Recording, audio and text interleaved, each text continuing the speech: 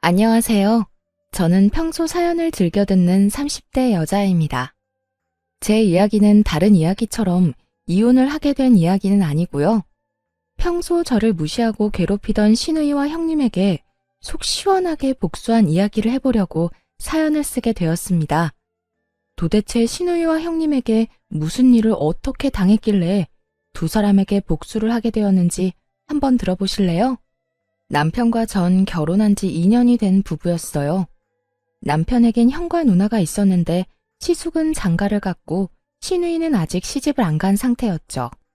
처음 결혼을 했을 땐 시누이와 형님의 사이가 썩 좋아 보이지 않았는데 곁에서 지켜보는 제가 긴장이 될 정도로 둘 다 서로에게 지려고 하지 않더라고요.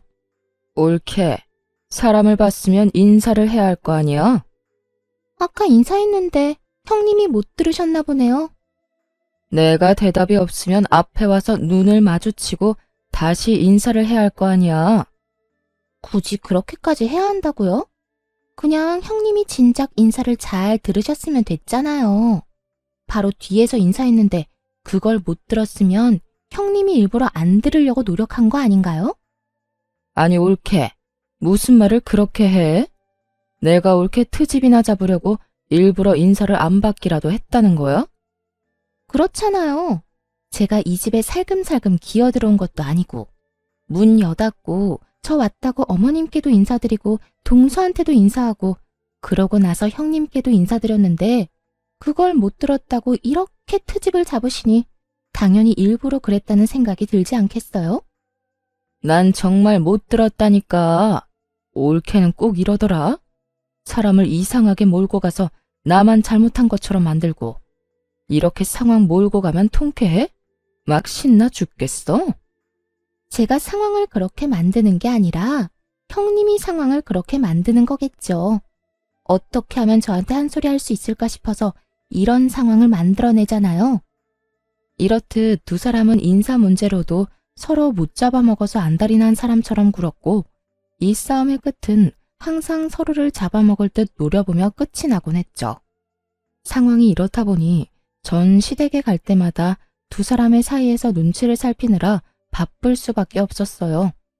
그러던 어느 날 시댁에 가져다 줄 것이 있어서 시댁에 가게 되었는데 시누이와 형님이 집에 있는 것이 아니겠어요? 시댁에 함께 살고 있던 시누이야 그렇다 치더라도 형님까지 있으니 또 싸우는 건 아닌가 싶어 저도 모르게 긴장이 다 되더라고요. 두 사람의 눈치를 살피고 있으니 아니나 다를까 티격태격한다 싶더니 결국 또 언성을 높이며 싸우기 시작했어요. 하필 시부모님은 함께 산책하러 가신다며 집을 비우신 상태였고 두 사람의 싸움은 말릴 새도 없이 심해져만 가더군요. 싸움의 이유도 유치하기 짝이 없었어요. 시누이가 소파에 앉아 TV를 보는 상황이었고 형님이 소파에 앉으며 리모컨을 엉덩이로 누르며 TV가 꺼져버린 것이었어요. 그것을 시작으로 불이 붙은 싸움은 걷잡을 수도 없이 커져버렸던 것이었죠. 옳게. 지금 뭐 하는 짓이야? 나 TV 보고 있는 거 안 보여? 이게 무슨 경우 없는 짓이야? 형님, 제가 일부러 그런 것도 아니고 앉으려다가 실수로 눌린 걸 어떻게 해요? 실수긴 하지만 어찌 되었든 죄송하네요. 그게 죄송하다는 사람의 태도야? 말투, 표정, 어느 것 하나 죄송하다는 사람의 태도가 아니잖아. 사실 제가 잘못한 것도 없잖아요. 일부러 그런 것도 아니고. 정말 실수로 그렇게 된 건데 무릎이라도 꿇고 빌어야 하는 거예요? 그걸 바라는 거예요? 그런 뜻이 아니잖아. 아무리 실수라고 한들 옳게가 한 행동 때문에 내가 피해를 봤으면 적어도 진심 어린 사과 한마디 정도는 해야 하는 거 아니야? 무슨 거지 적선하듯 죄송하네요. 내가 무슨 거지야? 그딴 식으로 사과를 던져주게? 아, 진짜. 형님, 또 시작이에요? 또 저한테 트집 잡고 뭐라고 하는 거. 정말 궁금해서 물어보는 건데 저한테 도대체 왜 이렇게까지 하세요? 왜 저만 보면 못 잡아먹어서 안달이냐고요? 내가 진짜 기가 막혀서? 내가 또 언제 올케를 못 잡아먹어서 안달이었다고 이러는 거야? 시누이는 화가 머리끝까지 난 듯 보였고 형님 역시 별반 다르지 않아 보이더군요. 이 일을 어떻게 해야 하나 눈치만 살피고 있는데 신우이가 저를 보더니 갑자기 잘잘못을 가려달라고 우겨대기 시작했어요. 작은 올케, 올케가 말해봐봐. 지금 이 상황 내가 과하다고 생각해? 아니지. 지금은 큰 올케가 잘못된 행동 맞잖아. 신우이는 대답을 강요하듯 물어오고 있었고 그 상황을 지켜보던 형님도 저에게 본인 편을 들어달라는 뉘앙스로 말하기 시작하더군요. 그래, 동서가 말해봐봐. 처음부터 다 지켜봤으니까 잘 알겠네. 내가 지금 TV를 일부러 껐어? 아니잖아. 나도 모르게 눌려서 꺼진 거 다 봤잖아. 다 실수인데 내가 고개 숙여 사과까지 해야 한다고 생각해? 그리고 형님이 매번 나한테 온갖 트집 잡아서 시비 거는 거 동서도 다 봤잖아. 뭐라고 말 좀 해봐. 양쪽에선 서로 본인의 편을 들어달라 난리였고 전 이러지도 저러지도 못하고 우물쭈물 눈치만 살피고 있었어요. 여기에서 입을 잘못 열었다간 앞으로가 상상 그 이상으로 피곤해질 거란 걸 누구보다 더 잘 알고 있기 때문이었죠. 그렇게 두 사람의 닥달에도 아무 말도 못하고 있는 사이 타이밍 좋게 시부모님이 시댁으로 돌아오셨고 전 재빠르게 시댁을 빠져나올 수 있었어요. 그렇게 큰 고비를 넘겼다 싶었는데 그게 아니더라고요. 그런 일이 있고 난 후 어찌된 일인지 시간이 지나면 지날수록 두 사람의 사이가 돈독해져만 가더라고요. 두 사람의 사이가 좋아지는 건 문제가 될 일이 전혀 아니었지만 두 사람의 사이가 좋아지며 저를 노골적으로 따돌리며 괴롭히는 것이 문제가 되었어요. 딱히 저는 잘못한 것도 없는 것 같은데 온갖 시댁 일을 저에게만 시키기 일쑤였죠. 그날도 마찬가지였어요.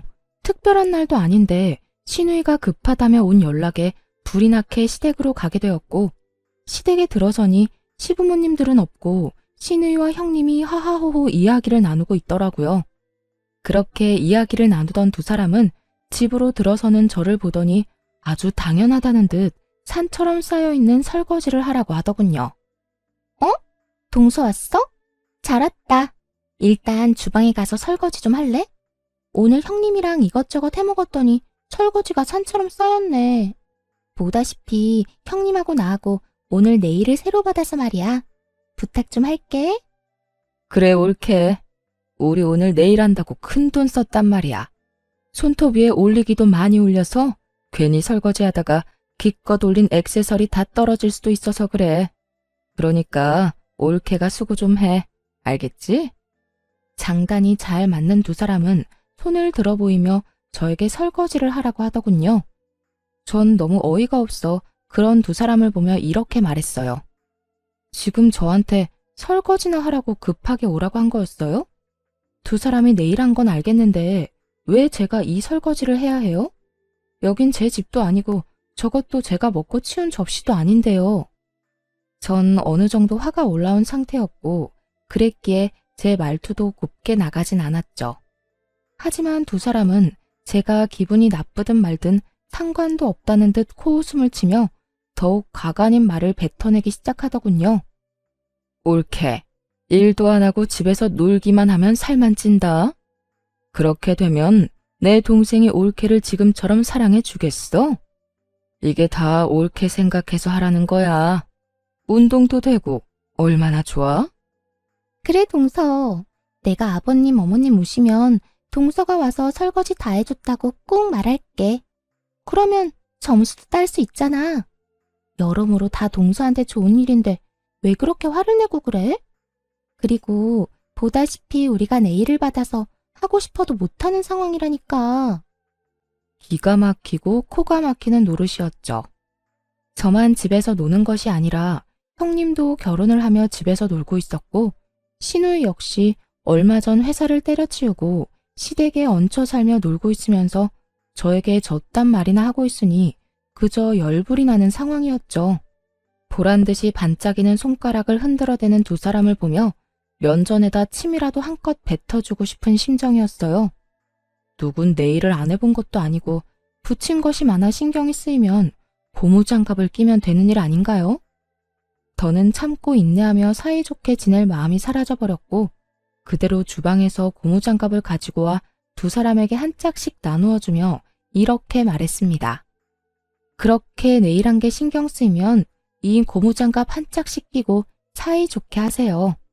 그러면 다 해결되지 않겠어요? 뭐야? 옳게. 지금 손윗 사람한테 이게 뭐 하는 짓이야?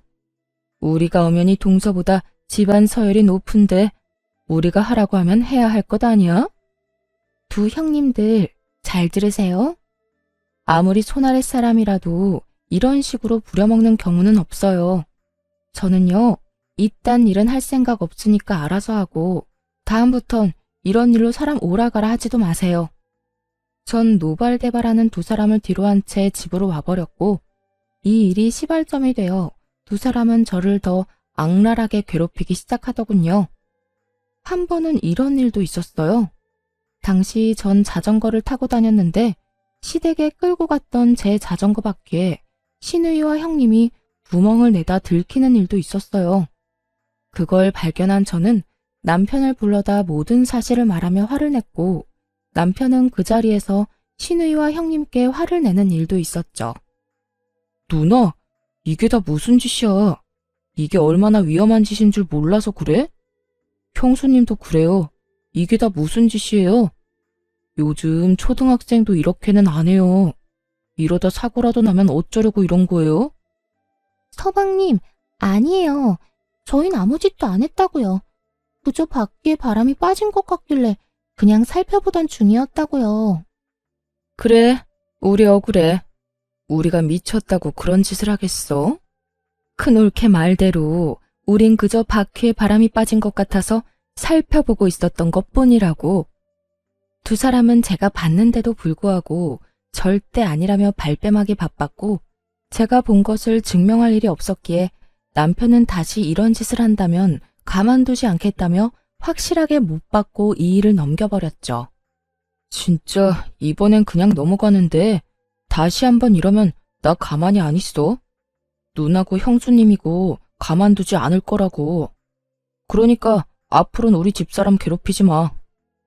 저 역시 화는 났지만 그 짧은 순간에 송곳은 어디로 치워버렸는지 보이지도 않아 그냥 넘기게 되었습니다. 그 뒤로도 두 사람은 저를 못 잡아먹어서 안달이었고 여러 일들이 일어나는 가운데 그 두 사람이 결정적으로 가까워진 이유를 알게 되었어요.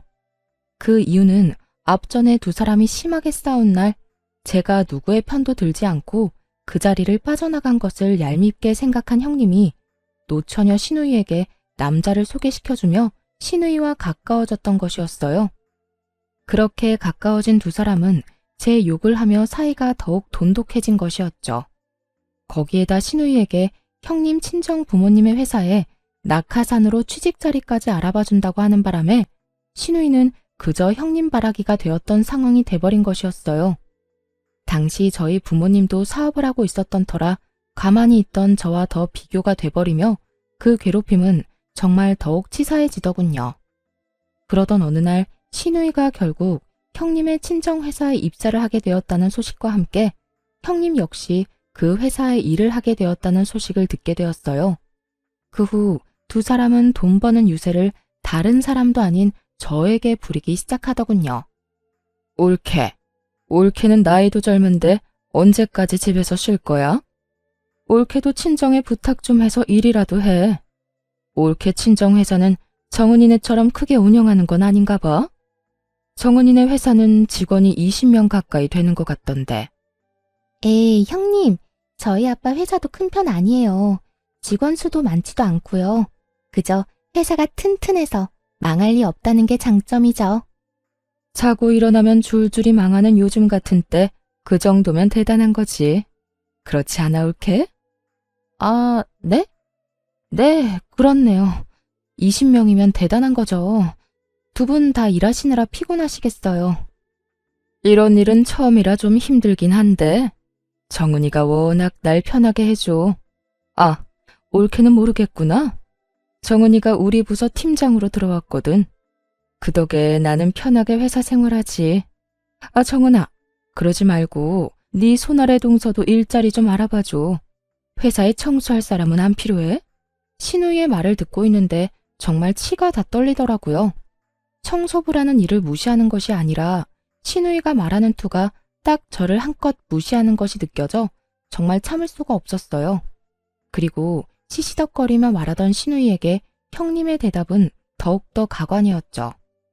딱히 필요 없긴 한데 동서가 워낙 청소를 잘하니까 없는 자리라도 만들어 볼까 봐요.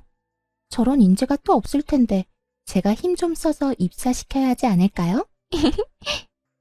역시 우리 큰 올케는 능력도 좋은데 마음도 넓다니까.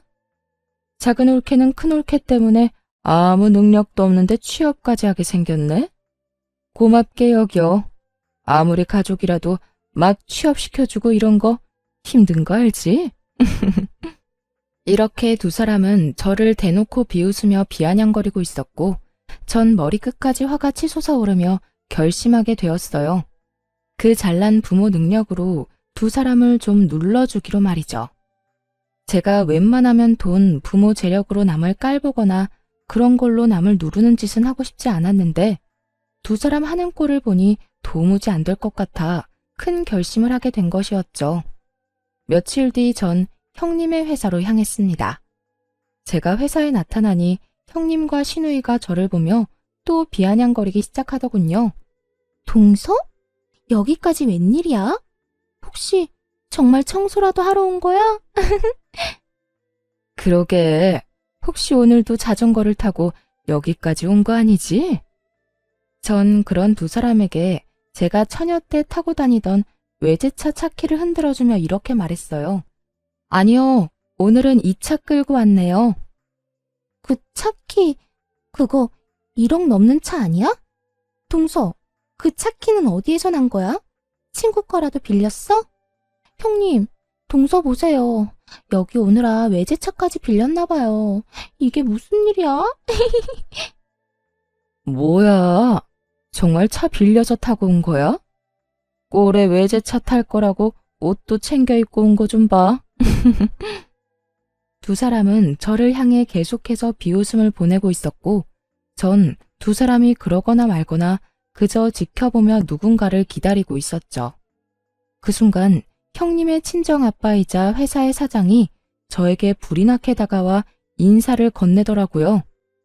안녕하세요. 사장님과 많이 닮으셨네요. 한눈에 알아봤어요. 네, 안녕하세요, 사장님. 급하게 잡은 약속인데 이렇게 시간 내주셔서 감사합니다. 감사는 무슨, 저희가 더 감사하죠. 이렇게 기회를 주신다는데.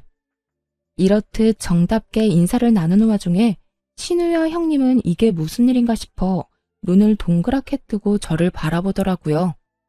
평소 저를 그렇게나 무시했는데 회사 사장님과 이렇게 대화를 나누니 적잖게 놀란 눈치였죠.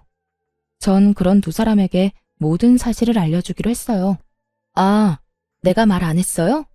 이번에 회사에 큰 계약할 수도 있다고 했던 회사가 저희 아빠 회사예요.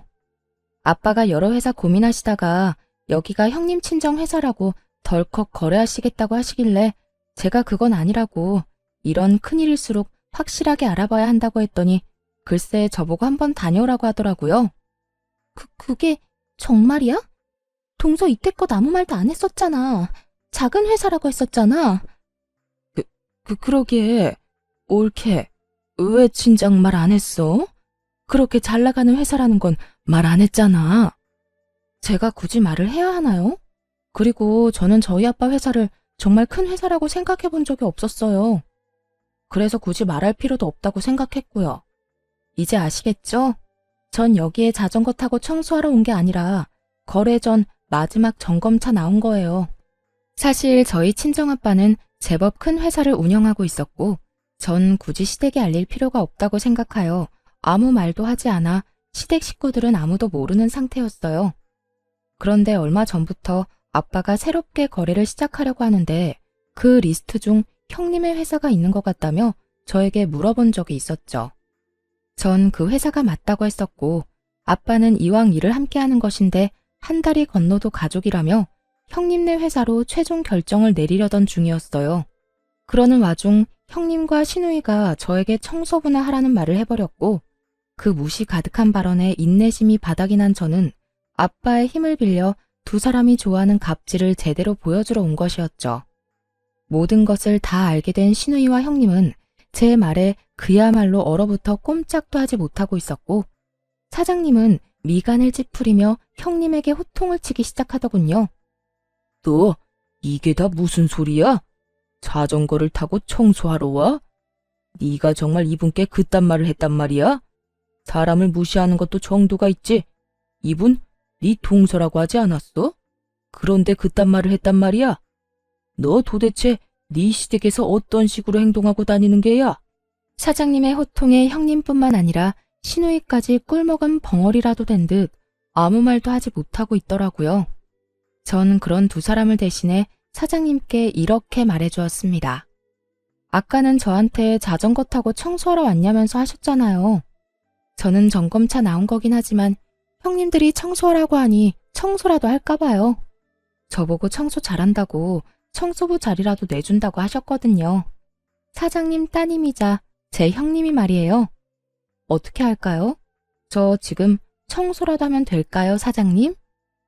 제 말에 형님의 아빠는 목부터 얼굴까지 빨갛게 달아오른 모습으로 고함을 지르며 저에게 사과를 하라고 했고, 형님은 악다구니를 쓰며 싫다고 하더군요. 너 당장 사과드리지 못해? 이게 무슨 망신이야? 아무리 생각이 없다고 해도 사람을 그렇게 무시하는 게 어디 있어? 그것도 이렇게 중요한 분을. 뭐? 사과? 내가 왜요? 내가 뭘 잘못했다고 사과까지 해요? 청소부 이야기는 그저 농담이었다고요. 우리끼리 가볍게 주고받은 농담 말이에요. 그리고 내가 손윗 사람인데 어떻게 손아랫 사람한테 사과해요? 전 절대 싫어요. 윗사람이면 윗사람답게 굴었어야지. 하는 행실은 어린애보다 못한 짓거리를 해놓고 윗사람 대접은 받고 싶은 게야? 너 진짜 당장 사과 못해? 너 때문에 회사 문 닫는 꼴을 기어코 봐야 사과를 할 테야. 형님은 회사 문을 닫는다는 말을 듣고서야 저에게 우물쭈물 안 한 것만도 못한 사과를 뱉어내더군요. 미안해. 이걸 사과라고 하는 것인지 그저 웃음만 나더라고요. 전 형님의 사과 앞에 비웃음을 날려주며 말했어요. 아니요, 됐어요. 전 그딴 진심이라고는 없는 사과 받고 싶진 않네요. 그것도 사과라고 하는 건지 도대체 알 수가 없네요. 이번엔 형님의 얼굴이 빨갛게 달아오르고 있었고, 형님의 아빠인 사장님은 제 눈치를 살핀다 싶더니 형님에게 이렇게 말하더군요. 네 입으로 지은 죄 네 몸으로 갚아. 앞으로 한 달 동안 우리 회사 말고 저쪽 회사로 가서 계단 청소라도 해서 용서를 구해. 뭐라고요? 나한테 지금 청소를 하라고 한 거예요? 그것도 동선의 회사 계단 청소를요? 그래, 여기 너 말고 잘못한 사람이 또 있어? 왜 저한테만 그러세요? 청소 이야기는 형님도 같이 했다고요. 자전거 타고 왔냐고 비아냥거린 것도 마찬가지고요. 옳게. 굳이 나까지 끌고 가야겠어? 혼자서 다녀와도 되잖아. 억울해서 그러죠. 하기는 같이 했는데 왜 저만 이 꼴을 당해야 하냐고요. 형님도 같이 가서 같이 계단 청소해요. 옳게. 정말 이럴 거야? 왜요? 내가 틀린 말 했어요? 입으로 같이 지은 죄 같이 갚아야 할 것 아니에요. 형님의 물귀신 작전 때문에 시누이까지 꼼짝없이 저희 회사로 출퇴근하며 계단 청소를 하게 되었고, 한 달 동안 두 사람은 저희 회사 곳곳을 다니며 청소를 해주었어요. 그렇게 마지막 날이 되었고, 두 사람은 일이 끝나자마자 저희 집으로 득달같이 찾아왔더군요. 두 사람은 오는 길에 싸우기라도 한 듯 사이가 좋지 않아 보였는데 저희 집에 들어오면서도 싸우고 있더라고요. 옳게. 진짜 너무하는 거 알아? 어차피 피할 수 없는 청소 혼자 했으면 됐지. 꼭 거기에서 나까지 끌어들여야 했어. 이게 뭐야? 온몸에 땀 냄새에 손에 주부습진 오기 직전이라고. 내가 뭐 틀린 말 했어요? 형님도 동서 괴롭힌 거 맞잖아요. 난 그저 동서가 얄밉다고 한 것뿐인데 신나서 동서 괴롭히기 시작한 건 형님이잖아요. 그럴 땐 언제고 청소는 나 혼자 하라고요? 내가 왜요? 청소를 빠져야 할 사람은 형님이 아니라 저였다고요. 뭐? 너 진짜 말 다 했어? 그래, 말 다 했다. 어쩔 건데, 어쩔 거냐고. 감정이 극에 달해버린 두 사람은 반말까지 하며 싸우기 시작했고 결국 폭발해버린 신우이가 형님의 머리를 향해 손을 뻗으며 더 큰 싸움이 시작되었어요. 전 그런 두 사람의 치열한 싸움을 말릴 생각도 없이 지켜보다 집으로 시부모님과 시숙을 불러버렸어요. 얼마 지나지 않아 화가 머리끝까지 난 시부모님이 집으로 들어왔고 한바탕 소란을 일으키고 있는 두 사람을 본 시부가 호통을 치기 시작했어요. 이게 다 무슨 일이야? 둘 다 그만두지 못해? 시부의 호통에 두 사람은 싸움을 멈추는가 싶더니 반성은커녕 서로 잘못한 것에 대해 이르기 바쁘더군요. 아빠, 올케 좀 혼내줘요. 올케가 먼저 작은 올케 얄밉다면서 괴롭히자고 했다고요. 난 그저 올케가 시키는 대로 한 것뿐이야. 나한테 일자리도 소개시켜주고 남자도 소개해주면서 시키는데 내가 어쩌겠어? 시키는 대로 하는 수밖에. 아니에요, 아버님. 형님이 먼저 저희가 싸우는데 동서가 아무런 행동도 하지 않고 자리 피해버린 게 괘씸하다고 괴롭히자고 했다고요. 그리고 남자 소개해준 건 형님이 계속 외롭다고 해서 해준 거고 일자리도 형님이 계속 마땅한 일자리가 없다고 해서 저희 아빠 회사에 취업시켜준 거라고요. 내가 언제 그랬어? 올케가 먼저 일자리하고 남자 이야기 꺼내면서 내 기분 맞춰주면서 작은 올케 너무 얄밉지 않냐고 말 꺼냈잖아. 난 거기에 장단 맞춰준 것뿐이고. 장단만 맞춘 사람이 송곳까지 챙겨서 동서 자전거 바퀴에 구멍을 뚫어요? 그 장단 2번 맞췄다간 아주 큰일 나겠어요. 뭐야? 그건 올케가 자전거 타고 다니는 꼴도 얄밉다면서 자전거를 확 버려버리면 어떻겠냐고 하니까 그랬던 거지. 그리고 작은 올케한테 구멍 뚫다가 들키니까 송곳 버린 사람이 누군데? 내 손에서 재빠르게 송곳 뺏어서 차 밑으로 던진 사람은 올케였잖아. 그게 다 형님이 동서는 가진 것도 없으면서 잘난 척한다고 얄밉다고 해서 시작된 일이잖아요. 올케야말로 쥐뿔도 없는 작은 올케 괴롭혀주고 싶다고 했잖아. 못 사는 집에서 자란 주제에 콧대만 높다고 해놓고. 두 사람은 서로의 잘못을 이르는 것에 정신이 팔려 자신들이 한 짓을 스스로 고하고 있었고 때마침 도착한 시숙이 심각한 얼굴로 이 모든 것을 듣고 있었죠. 시숙과 시부모님의 낯빛은 실시간으로 어두워지고 있었고 이러한 사실을 전혀 알지 못하는 두 사람은 마주보고 서로 얼굴에 침 뱉기를 이어가고 있더군요. 차마 눈 뜨고는 보기 힘들 광경에 시부는 다시 호통을 치기 시작했어요. 그만하지 못해? 얼마나 더 못난 꼴을 보일 작정이야?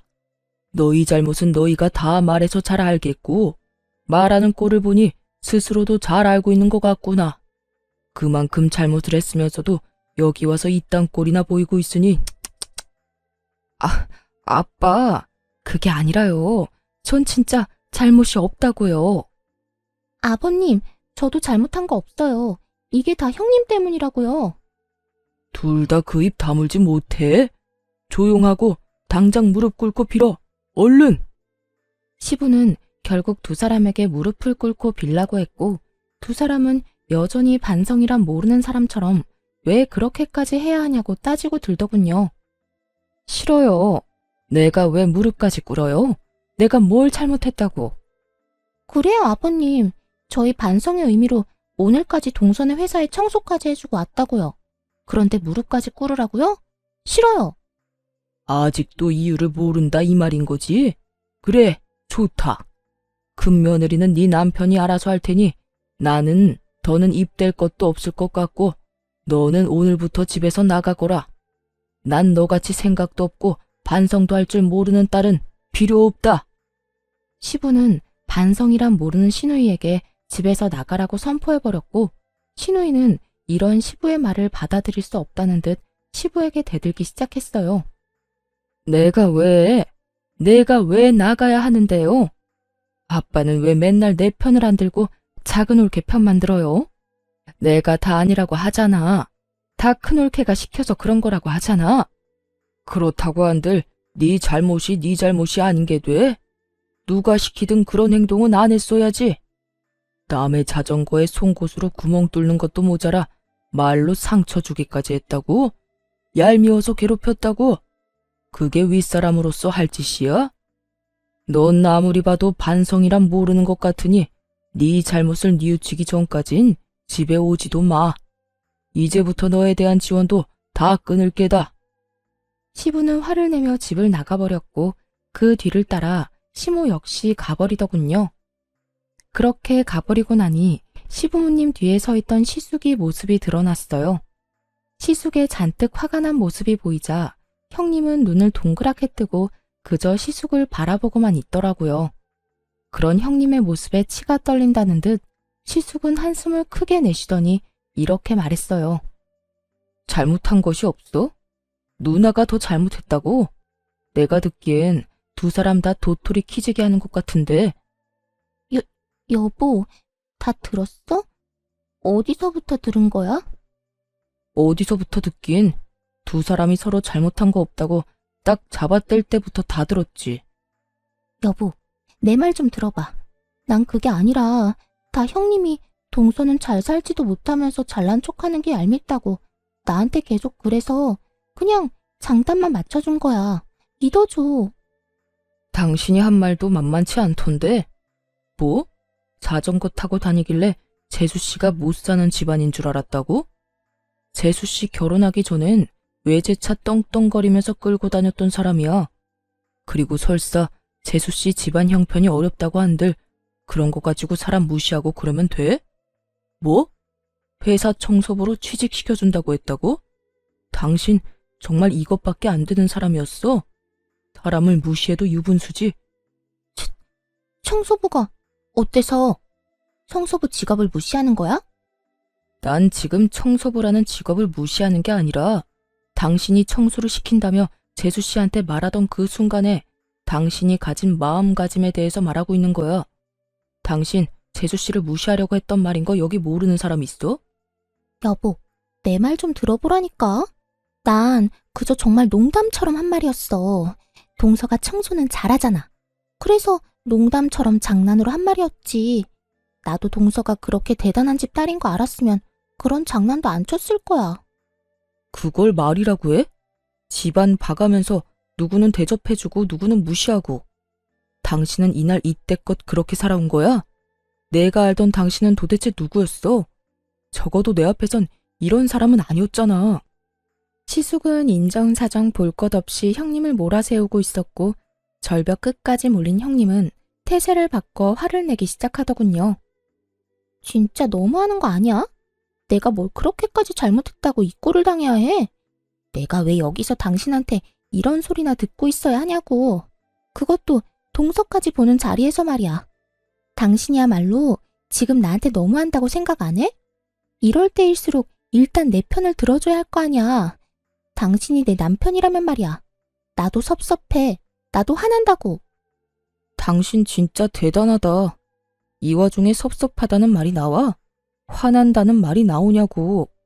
정말로 실망하고 화나는 사람이 누군데? 그래. 내가 다 잘못했고 내가 다 주도해서 동서 괴롭혔어. 이제 됐어? 이제 됐냐고. 내가 그냥 이혼하고 말지. 여기서 이게 무슨 꼴이야? 그냥 나 당신이랑 이혼할게. 그러면 됐지? 형님은 결국 본인 입으로 이혼 이야기를 꺼낸다 싶더니 이런 말까지 해대기 시작하더군요. 차라리 잘 됐어. 생각보다 아빠 회사 일이 적성에도 맞던데 이혼하고 일만 하면서 살지 뭐.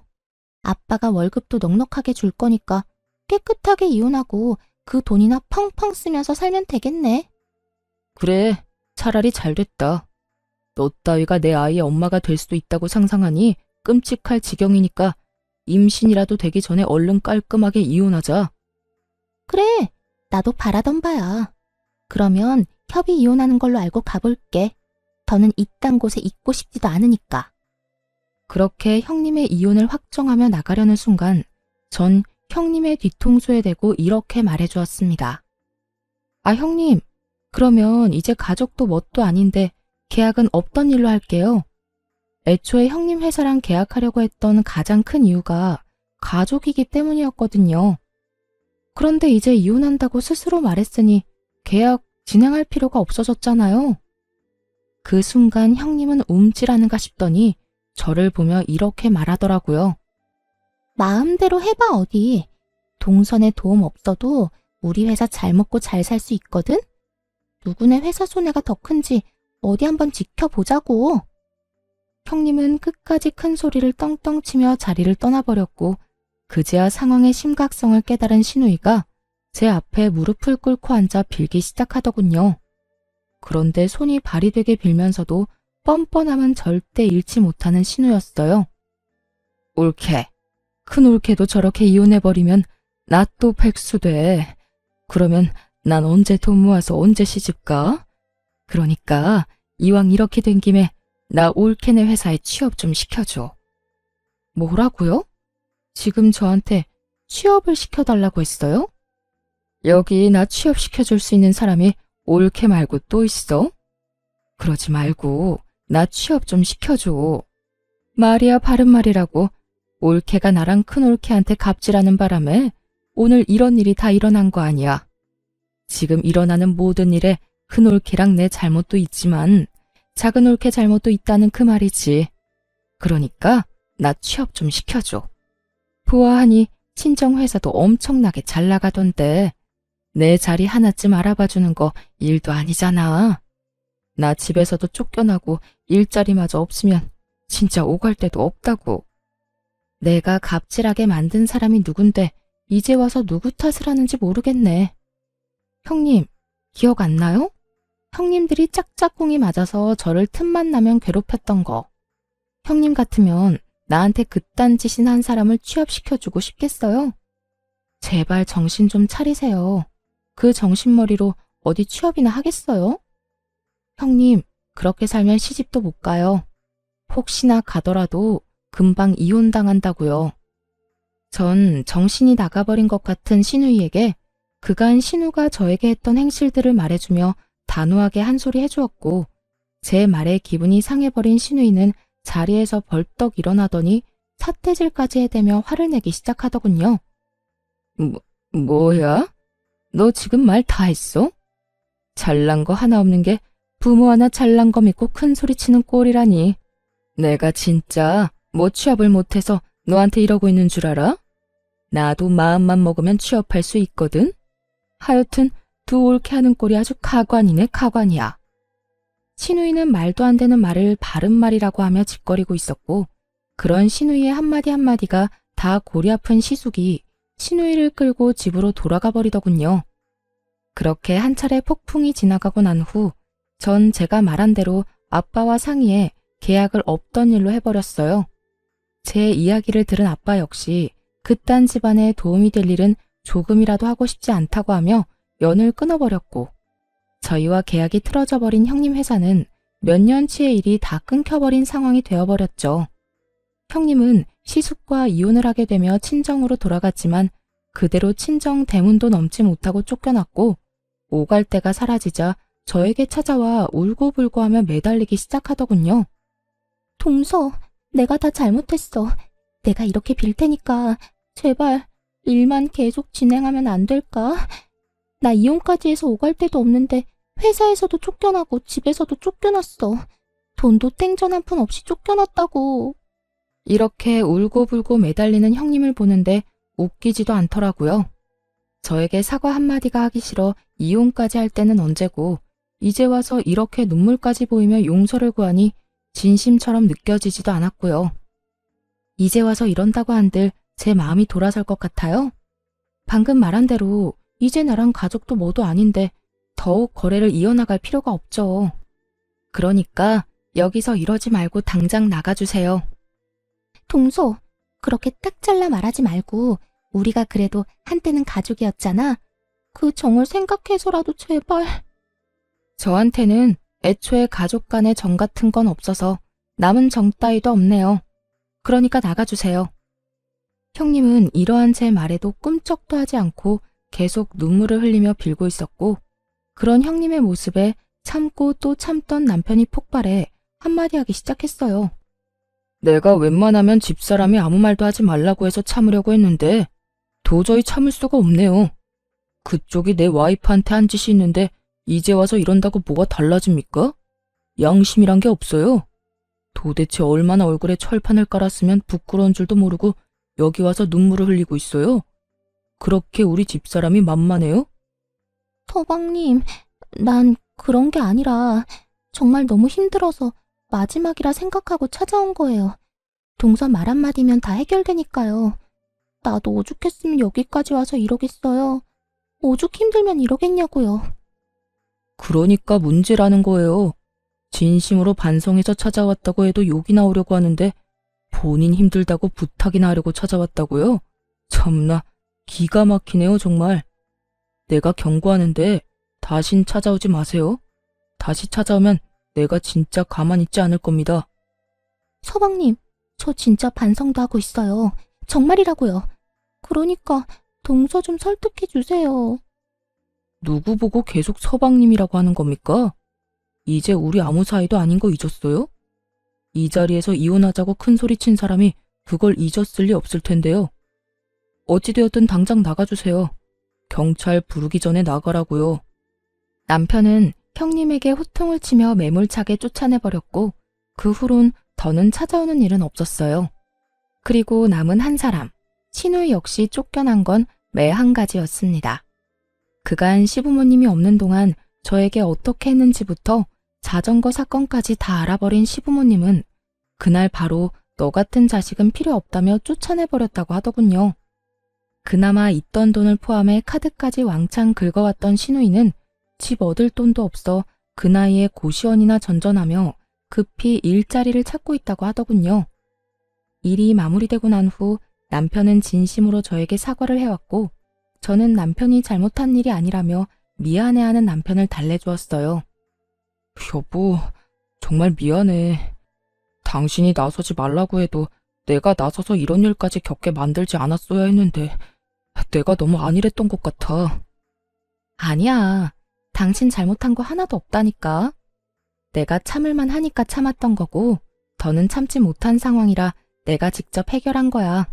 당신은 충분히 당신 역할 해줬고 난 그걸로 만족하고 충분히 고마워하고 있어. 앞으로 내가 더 잘할게. 이번에 당신 상처받은 거 내가 살면서 기억도 나지 않을 만큼 행복하게 해줄 거야. 이렇듯 부부관계엔 전혀 문제없이 일을 잘 마무리하게 되었고 전 여전히 남편과 함께 잘 지내고 있습니다. 그 일이 있고 난 후 전 본격적으로 아빠 회사로 출퇴근하며 일을 배우고 있어요. 사원으로 시작해 차근차근 올라가고 싶다는 제 의견에 아빠는 흔쾌히 자리를 내주셨고 차근차근 잘 배워 천천히 한 계단씩 올라갈 예정이에요. 처음 시숙이 이혼까지 하고 시누이까지 집에서 내쫓겼을 때만 해도 저 하나 때문에 시댁이 풍비박산이 난 것 같아 신경이 쓰였던 적도 있었어요. 알게 모르게 눈치를 살피던 저에게 시부와 시숙이 이렇게 말씀해 주시더라고요. 아가야, 네가 뭘 잘못했다고 그렇게까지 눈치를 봐? 이 녀석이 이혼한 거야. 자기 마누라가 잘못해서 이혼한 거고 내가 내 딸 내쫓은 거야. 내 딸이 잘못해서 내쫓은 건데 그런 거 가지고 계속 네가 눈치 보면 우리가 더 미안해진단다. 그래요, 재수씨. 요즘 만날 때마다 재수씨가 괜히 우리 눈치 살피면서 말도 잘 안 하고 해서 우리가 더 미안해지려고 해요. 재수씨, 내가 이혼한 거나 누나가 쫓겨난 거는 다 두 사람이 잘못해서 일어난 일이지 재수씨의 잘못은 하나도 없다고요. 그저 우리가 이런 일이 일어나기 전에 신경 쓰지 못한 게 미안할 따름이에요. 그래, 아가. 이런 일이 일어나고 나니 우리가 너무 집안에 무심했다 싶더구나. 네 마음고생이 심했겠단 생각도 들고 말이야. 우리가 참 미안하구나. 우리가 앞으로는 더 많이 신경 쓸 테니 너도 그만 눈치 보고 예전처럼 편하게 웃으면서 잘 지내보자꾸나. 그렇게 말씀해 주셔서 감사합니다. 저도 앞으로 더 잘할게요. 이렇게 말씀해 주신 덕분에 전 한결 마음이 편안해진 상태로 지내고 있어요. 시누이는 가족이라 어쩔 수 없이 언젠가 다시 왕래하고 지내긴 하겠지만 여전히 가깝게 지낼 생각은 전혀 없는 상태예요. 사람 쉽게 바뀌지 않는다고 반성한다고 말을 하며 그런 척을 한다고 한들 절대 쉽게 변할 사람이 아니란 걸 잘 알고 있으니까요. 전 앞으로도 제 행복, 제 안위만을 위해 노력하며 살아가 보려고요. 물론 친정 부모님을 비롯해 시댁 부모님들께도 할 도리를 하면서요. 저의 사연은 이렇게 끝이 났네요. 제가 시댁일을 겪으며 깨달은 점이 있는데요. 한없이 참고 살라고 하던 예전과는 달리 요즘에 참고 살면 호구된다였어요. 아무리 시댁 식구라고 한들, 아무리 저보다 손윗 사람이라고 한들 아닌 건 아니라고 똑 부러지게 말할 수 있는 용기 있는 삶을 살아가 보자고요. 저와 비슷한 상황에 부딪힌 많은 기혼자분을 응원하며 저는 이만 물러가 볼게요. 긴 사연 함께 해주신 모든 분 감사합니다.